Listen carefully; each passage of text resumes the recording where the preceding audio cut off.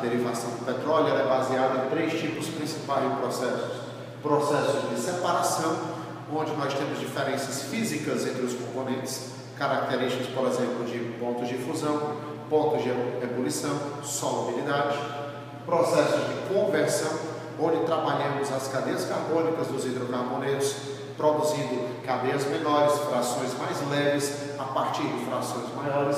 E processos de tratamento, onde nós podemos, por exemplo, tirar óleo da água que sai juntamente com o petróleo do processo de prospecção. Falaremos um pouco de algum desses processos para que nós possamos concluir a respeito dos derivados do petróleo.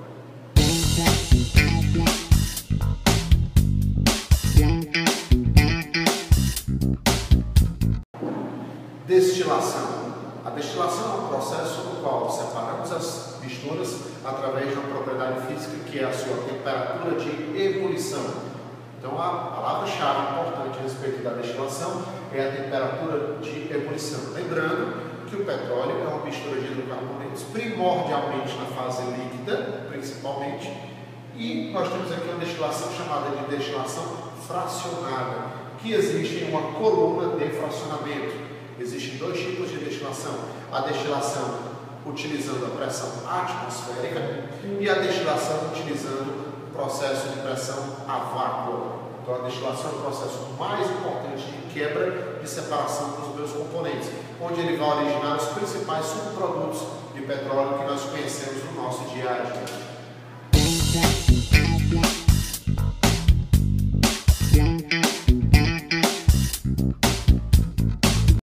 Craqueamento catalítico fluido, ou FCC. Esse procedimento produz frações mais leves do petróleo. Característica importante dele, ele possui grande irritabilidade, principalmente no que diz respeito a você ter frações gasosas do petróleo, já que a indústria precisa de grande produção em pouco tempo. Os principais produtos do craqueamento catalítico fluido são o gasóleo e o GLP, gás liquefeito de petróleo, que é o produto utilizado na nossa residência, por exemplo, como o gás de cozinha.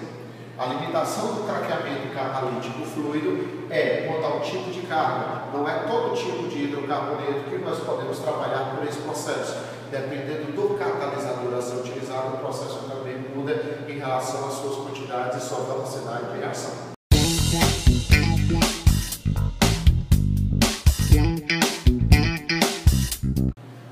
Coqueamento retardado. O nome está dizendo coqueamento. Um dos principais produtos desse processo são, além das frações leves, a produção de carvão na forma de coque. Grande vantagem em relação ao craqueamento catalítico fluido é não existe a mesma limitação de carga que existia no FCC.